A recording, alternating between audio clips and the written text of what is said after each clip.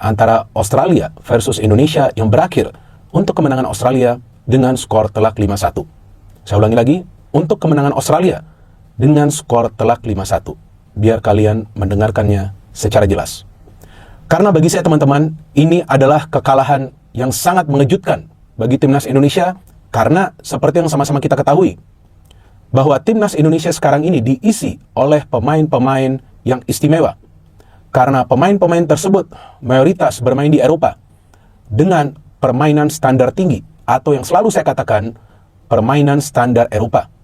Artinya, dengan begitu banyak pemain mewah yang punya skill tinggi, tidak pantas tim nasional Indonesia kalah telak dengan skor 5-1 malam hari ini. Jujur saya tidak emosi sama sekali, cuma saya sangat amat sedih melihat skor lain tadi. Ya kan, skor akhir 5-1. Terakhir kali Indonesia kalah di kualifikasi Piala Dunia dengan skor telak ini adalah pada saat melawan Irak. Di kandang Irak dengan skor 5-1. Tapi saat itu, materi pemain dari timnas Indonesia beda total. Sekarang kita punya materi pemain yang sangat bagus. Tidak perlu diragukan. Dan poin lainnya, Australia tidak full tim, bos. Australia tidak full tim. Inilah saat yang paling tepat bagi timnas Indonesia untuk menang di kandang Australia. This was the perfect moment. Pada saat Australia tidak full tim, pada saat Australia dilatih oleh Tony Popovich yang memang permainannya itu pragmatis, dan Indonesia selain juga dipenuhi oleh pemain-pemain dengan materi pemain Eropa, juga sekarang kita tahu dilatih oleh pelatih Eropa. Ada Patrick Kluivert, ada Alex Pastoor, ada Denny Lanzat, ada 3 pelatih di tim nasional Indonesia. Tapi ternyata permainan di atas lapangan, mohon maaf, dengan kata saya, amburadul. Kenapa saya katakan amburadul? Karena coba teman-teman hitung, berapa kali umpan yang masuk ke dalam kotak penalti pertahanan Australia dari crossing yang sering dilakukan oleh para pemain Indonesia itu tepat. Hitung nggak? Nah, saya kasih tahu satu yang Eliano mendapatkan peluang. Di babak kedua, dari open play ya. Kalau dari set piece kan ada itu, dari Kelvin Verdong kepada Jay Itzes. Gol Daromeni, bagus dia mencetak gol di debutnya. Ya kan, bagus. Bagus sekali golnya juga. Dia pintar mencari posisi, dia bisa melakukan finishing.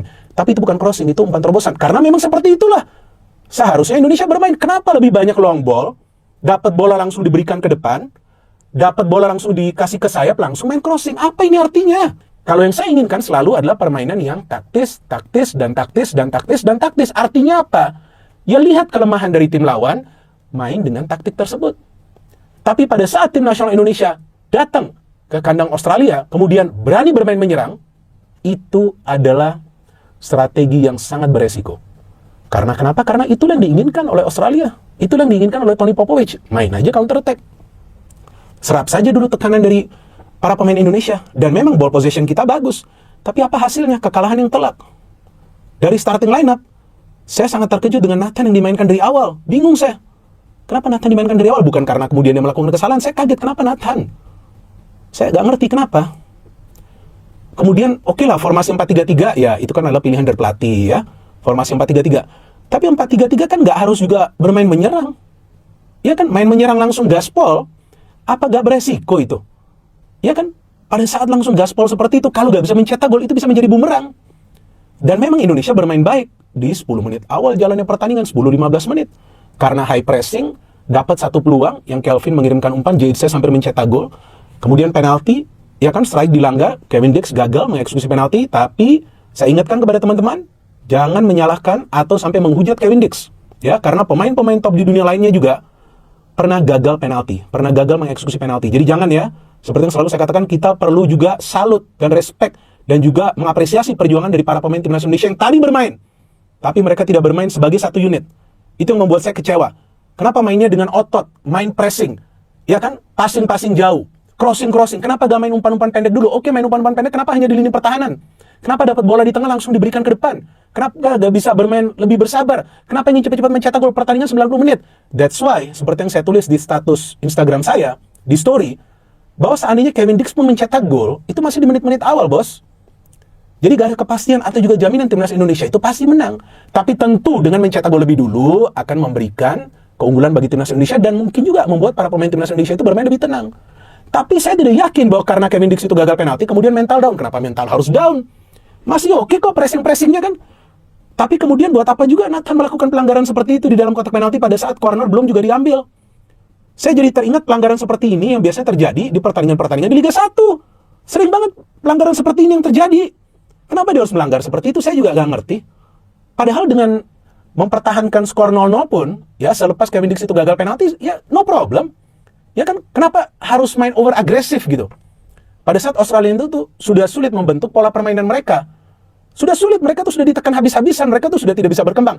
Karena itulah mereka dapat penalti langsung di atas angin mereka. Bahwa Indonesia akan kesulitan di Australia, saya sudah sering menyampaikan di berbagai kesempatan. Saya bilang meskipun Australia tidak memainkan beberapa pemain utama ya, dan mereka kehilangan bahkan sampai 5 pemain intinya. Tapi saya bilang ini Australia. Tetap Australia salah satu tim yang paling konsisten lolos ke Piala Dunia dari zona Asia. Dan yang kedua, saya bilang bahwa Australia ini secara tim matang. Karena sebagian besar pemainnya itu sudah kumpul sebagai tim itu sudah cukup lama. Sebagian besar pemainnya sudah punya caps di atas 20.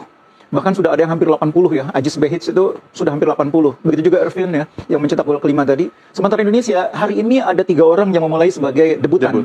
Hari ini ada 3 orang. Termasuk Coach Patrick. Iya, termasuk pelatihnya. Lalu pemain-pemain yang kita sebut sebagai kunci, Jai Ijes, hari ini baru memasuki match ke-10 sebagai pemain timnas. Miss Hilher baru 7 kali. Begitu juga dengan kiper Martin Pas. Jadi memang Indonesia ini sebagai tim itu masih muda. Dan salah satu persoalan tim yang masih muda, soal kematangan. Kita punya pemain-pemain yang bagus. Bahkan kalau kita bicara tentang harga pasar pemain kita, hari ini di atas Australia. Betul. Mungkin dalam sejarah baru kali ini nih tim kita nih harga pasarnya di atas Australia. Sebenarnya kita bertaburan bintang loh. Bintang mahal. Iya, pemain yang kualitasnya bagus. Ya, dan harga itu juga dipengaruhi oleh kualitas, kan nggak mungkin kalau kualitasnya nggak bagus. Jadi artinya kita punya banyak pemain berkualitas yang dibuktikan dengan harga transfernya yang mahal. Tapi mereka individu, bukan tim. Kalau Australia pemainnya mungkin rata gitu ya, tidak ada yang terlalu istimewa. Coba sebutkan siapa bintang yang menonjol di Australia hari ini. Rata mainnya. Irvin mungkin oke lah pemainnya agak dikenal oleh masyarakat, tapi selebihnya rata. Tapi mereka sudah sangat lama berada di timnas Australia. Itu yang diperlukan sebagai tim player kan? Nah, sehingga mereka menjadi sebuah tim yang matang. Mereka ketika di-pressing oleh pemain Indonesia, nggak panik, mereka tenang aja. Kan Indonesia lama loh penguasanya. 10 menit pertama itu saya bilang sama teman-teman, ini aromanya kemenangan ini. Karena Indonesia mengurung, menciptakan banyak peluang, mendikte permainan lawan. Jarang-jarang Indonesia lawan Australia kita mendikte mereka. Tapi sayangnya cuma berhenti di aroma ya. Itu dia. Tapi dengan tenang, Australia meladeni itu. Dengan tenang mereka menunggu sampai kita bikin kesalahan. Dan ketika puncaknya kita gagal memanfaatkan peluang penalti. Mereka comeback, mereka keluar dari situasi tertekan, memanfaat kita yang tertekan. Apapun taktikal yang dibuat, itu nggak ada masalah buat pemain-pemain kita. Yang penting persiapan yang cukup untuk kita melakukan itu. Ya. Lalu kemudian selalu kan ada juga di balik kekuatan kita, pasti kita juga punya kelemahan. Dan sebaliknya bisa saling menutupi antara kekuatan dan kelemahan itu. Itu yang paling penting. Nah sekarang kalau kita masih buta, dan kita masih belum tahu seperti apa sebenarnya kekuatan tim saya, maka yang saya lakukan, kalau saya seorang pelatih ya, biasanya saya cari aman dulu. Amannya apa? Bagaimana strategi bermain adalah membuat sebuah pertimbangan untuk menentukan di mana zona untuk saya bertahan, bagaimana cara saya bertahan. Nah, biasanya saya membuat keputusan kalau saya mungkin belum mengenal penuh dengan tim yang saya lakukan, maka yang saya lakukan adalah membuat zona pertahanan di atau di sepertiga lapangan tengah atau di belakang pertahanan kita. Tujuan saya adalah untuk melihat situasi apakah tim saya mampu menghadapi lawan seperti itu. Kemudian setelah itu kita mengeksekusi di babak kedua seperti apa. Dan ini yang biasa dilakukan. Nah tapi memang hari ini mungkin kita dipertontonkan sesuatu hal yang berbeda. Buat saya itu sesuatu yang wajar, biasalah. Saya tidak minta Coach untuk membaca pikirannya Coach Kluivert ya. Tapi kira-kira apa yang membuat Coach Kluivert itu mengambil resiko sebesar ini? Ya, saya pikir dengan segala pertimbangan mata yang sudah sudah dipikirkan bahwa ini pertandingan melawan Australia ini seperti hidup mati untuk kita lolos otomatis. Kalau tadi menang, maka otomatis kita punya peluang besar untuk kita lolos. Oh, jadi udah ngegas aja ya. Ya, tapi kalau kita kalah, kita masih punya kans lagi di 2 pertandingan dan itulah mungkin pertimbangan ya kenapa ambil inisiatif tadi seperti itu. Baik. Nah, ini prediksi saya. menjadi penyebab apa yang perlu dibenahi melihat tadi match? 어떤 점들을 좀 고쳐야 되는 pertanyaannya adalah 내가 볼 때는 그냥 시간이 좀 부족했다 그런 느낌이 들었다고. yang coach rasakan hanya satu ya, tidak banyak waktu untuk latihan. apakah timnas bermain terlalu naif tadi, Coach? Kenapa? Timnas bermain terlalu naif, terlalu terbuka, tidak ada organisasi pertahanan. 조직력이 좀 부족했다고 보여지는데 좀 어떠신지? 근데 그것이 바로 이제 시간이 부족하다 보니까 조준력도 부족했고 또 바로 모여서 선배 비서 훈련이나 이런 거 할 수 있는 시간이 없다 보니까 호주한테 당하지 않았나 생각이 든다고. Ya itu maksudnya. Kenapa kurang organisasi? Maksudnya kurang baik ya dalam organisasi. Kenapa? Karena ya tidak banyak waktu untuk latihan. Dan itu pun sama ya alasannya kenapa kita kemaskan gol lewat set piece sama juga.